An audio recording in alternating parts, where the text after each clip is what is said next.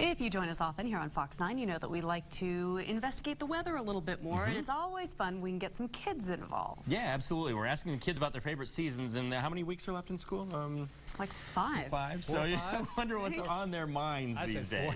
Yeah, I wonder what season they like best. You know, you'd be surprised. We get a lot of the kids. I'll just be showing them sporadically through this week and next week and on. So you'll see some of the kids. These are kids from Mystic Elementary, what I got to talk to today.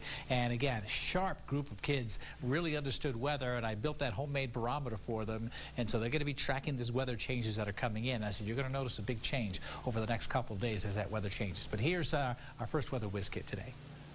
My name is LaShaun. I go to Mystic Elementary.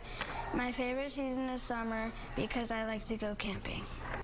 All right, LaShaun loves to go camping in summer, right? Who doesn't like to go camping? And, of course, you probably could have done that this past weekend, but this coming next couple of days, if you had days off, probably not the best of weather as the cool weather's really coming back in.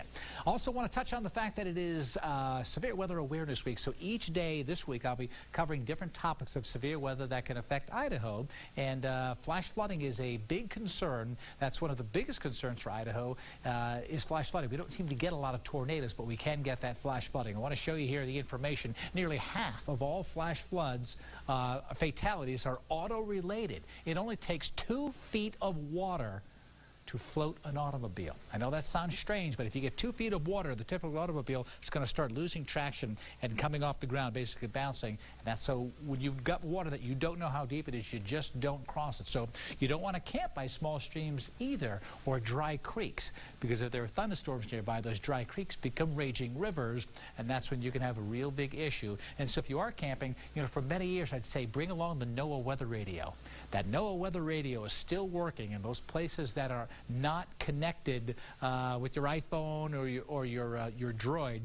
But if you have that, you can still go to our On Your Side forecast app. And if you are not connected, you can reach that NOAA weather radio to get the latest information. Now, when you're talking flooding, I talked about not going over flooded roads. Here's why. I want to show you this picture here. It's easy to underestimate the depth of water, especially if it's nighttime or if it's unfamiliar surroundings. So you don't know this road. It doesn't look all that deep. When you look at the water here, it's just kind of fanning up right here. You think, well, that's not so bad. Most people, again, are killed when they go through water in an automobile. Water, they don't know how deep it is. They think, well, I don't want to turn around. I'll just go through it. We'll go ahead here and take a look at what this road looked like underneath the water. Okay, here's that picture again.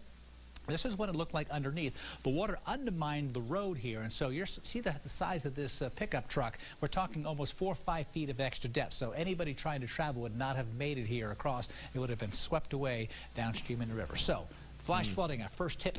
Safety for the week. Flash flooding, stay off of the roads when they're flooded over. You just want to turn around and go back. True. Turn around, don't drown is what they say. Illustrates it right there. Okay, thanks, Scott. You bet. Coming up next on Fox 9 On Your Side, it was a